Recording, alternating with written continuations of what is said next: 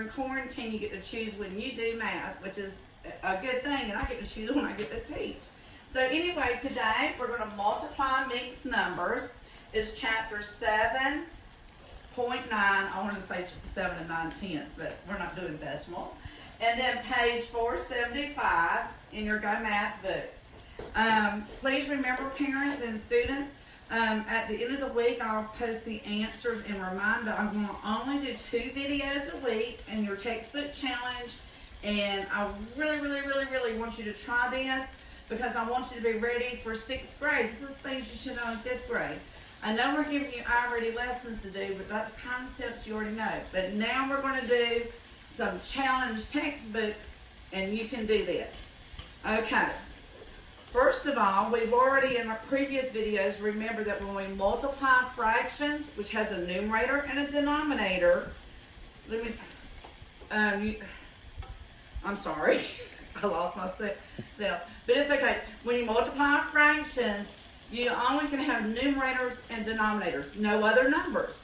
So the rule is, it's a simple rule, keep it in your mind, don't overthink. It's top times top and bottom times bottom. Numerator times numerator, denominator times denominator. But when you look at this problem here, 1 and 1/7 times 1 and 3/4, we don't have only numerators and denominators, and we must follow the rule. So we got to fix this mixed number. A mixed up number has a whole number and a fraction. We got to fix it for it to only have a numerator and a denominator. And a lot of people call it around the world. So the first thing we're going to do, sweet children, is you're going to circle the world we're going to go around, which is the 7. And now we're going to do a little loopity-loop. 7 times 1 is 7. Then plus 1 equals 8. So now we're going to rewrite what we just have. It's 8 over the world we just went around, 7, 8 sevenths. Okay, now we bring down our times.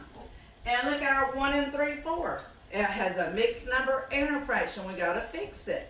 So circle the world that we're going to go around, which is the 4. Then we're going to draw a loop-de-loop. 4 times 1 is 4. Plus 3 is 7. And we're going to bring this down. We're going to put that 7 over 4. Okay. Because you're in quarantine, I don't want to throw too much at you. We can't simplify these fractions diagonally before we multiply, but I just won't go there. We'll just simplify at the end. So what we're going to do is follow the rule of multiplication. Top times top, multiplication of fractions, excuse me. Top times top, bottom times bottom. Numerator times numerator, denominator times denominator. So here we go. 8 times 7 is 56. That's one that a lot of children forget how to multiply. Then 7 times 4 is 28. Okay, we see now we have an improper fraction. Improper means it's top heavy. It's about to fall over, so we need to balance it out by changing it into a mixed number. So we're going to ask ourselves, because remember this division bar right here is a symbol for, this fraction bar right here is a symbol for division. And read it the way it states from top to bottom. 56 divided by what? Divided by 28. So we're going to put, whoops, my little pen is not wrong. 56 in the house. The dividend, the barrel is in the den. 28 is going to be the divisor. And now we're going to divide so we can get the quotient. Okay, so here we go. Here, I'm going to erase all this mess right here. Not mess, it's beautiful math. And we're going to divide. So let me see if I can just get back, Scott. Brandon, my director. You know what? You're going to have to teach me one day, Brandon, how to erase this a lot faster. Okay, my son had to help me out real quick. Thank you, Brandon. Okay, so now we gotta ask ourselves, can 28 go into 5? A little rule I like to tell my children, always put a digit over every number that is in the dividend. So can 28 go into 5? It can't. So put a 0 over the 5. Okay, can 28 go into 56? Well, we don't have multiplications by 28s, but we know 20 and 20 is 40. What's my... Hello? Cancel. Cancel. Brandon, I'm sorry, I'm messing up again, okay? You're good, Mom. Am I good? Okay. I just know this is not connected. What do you? No, you don't connect to there. It connects to this. Oh. Okay. Well, anyway, it's not. Okay. Okay. I'm having a hard problem. I had to stop the video again because of these new iPods my son bought me so I could do this better. But anyway, we're saying 28 into 56.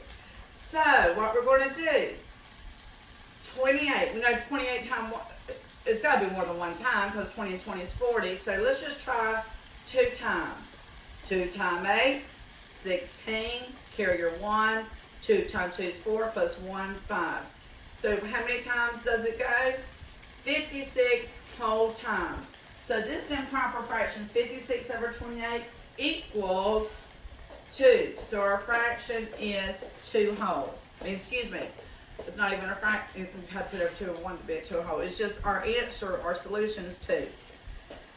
Woo! You want to try another one? Let's do another one. That was problem number 2 in our textbook. Now let's do, okay. I'm trying to keep it simple, but I want to start a new page. So I'm going to get my eraser pen out. I'm just going to tap on here to make it go fast. And we're going to start on problem. Get your pencils out, sweet children. You got to take notes. You got to know how to do it step by step. Okay. Okay. Okay. I'm sorry. I guess that's a good race. Now, here we go. And we're going to make, let's do number, we did 2. How about if we do 4? And now we're going to do number 4 from our textbook on page 475. And after this, I'll let you go. Okay. So, here we go. You okay, Brandon? He's eating a little breakfast. He got choked on some bacon, I think. Okay, number 4 is 2 and 5/8 times 1 and 2/3. We see a multiplication symbol. We see fractions involved, so we're going to follow that simple rule. Multiply fractions, no big problem. It's top time top and bottom time bottom. But we got to change these mixed numbers to a fraction that only has numerator and denominator. So we got to go around the world. I hope y'all thought that. Around the world. So we circle the little world we're going around. And now we're going to draw a loopity-loop. And we're going to make a multiplication. 8 times 2 is 16. 16 plus 5 is 21. So now we're going to rewrite it. We're not going to keep it all bunched up and we try to figure out what we have at the end. So we're going to put 21 over the world we went around, 8. All good. Now we have a mixed number over here. We need to fix it to an improper fraction. So draw your little world around the 3. Okay, do a little lippity-loo. Everybody say lippity-loo. And put a multiplication sign. So 3 times 1 is 3. Plus 2 is 5. So I'm going to bring that down. Put 5. Put over the world we went around, 3. Now we have only numerators and denominators. So let's just follow the rules. When multiplying fractions, no big problem. It's top, top, top. and bottom time bottom. Okay, so we know 5 times 20 is 100, so 5 times 21. If you don't know it, just do it over here on the side. 5 times 1 is 5. 5 times 2 is 10. And that makes sense. Because if 520 is 100, you have to count your 5 once. 105. Let's write that down as our numerator. Now we have to work our denominator. 8 times 3 is 24. Sometimes a lot of students forget that 8 times 3, but just remember, 8 times 3 is 24. Okay, now we have us an improper fraction, 105 over 24. Now, sweet students, what does this division symbol mean? Ask me. Answer me. 105 fraction bar 24. I hope you just said it means to divide. And let's read it from top to bottom. 105 divided by 24. We know 4 quarters equal $1. Hint, hint, hint. So here we go. Let's find me a place over here. So we're going to say how many 24s go into 105.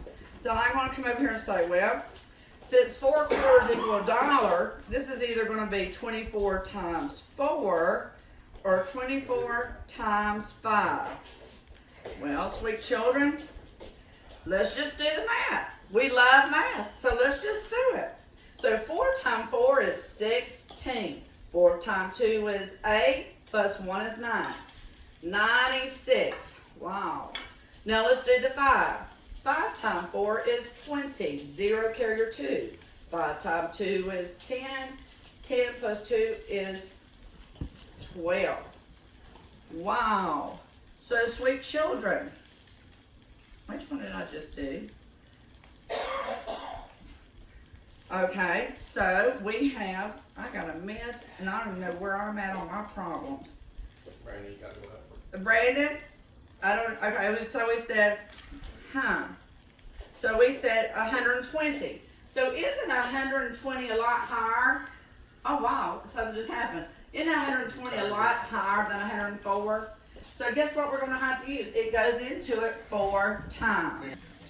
Okay. Well, anyway, we had to reset this. Brandon, thank you. Guys, just bear with me.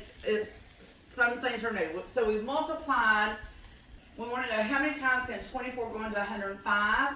We said 4 times 24 was 96, and 5 times 24 was 120. 120 is more than 105, so we can't use it. It's a no can do. But we can say 4 times. So 24, I like a digit over every number. 24 can't go into 1. It can't go into 10. But yes, it can go into 105. And we said 4 times. So, and we already multiplied it out. 4 times 24 was 96. Now we're going to subtract. Can 5 take away 6? No. Go to your neighbor's house. 0, we can't borrow anything from 0. He has nothing himself. So we go to the 1, make it a 0, drop 1 off for the 10, mark it out, make it a 9, and make that a 15. So now, 15 minus 6, that gives us 9. So now we're going to have 4 and, oh, I like this now, 4 and the remainder is 9. We're going to put it over the divisor, 24. Now, from now until you're a senior in high school, you're going to have to simplify. Now, simplifying fractions is easy as slumber. Divide the top and bottom by the same number. And what same number? What is the GCF?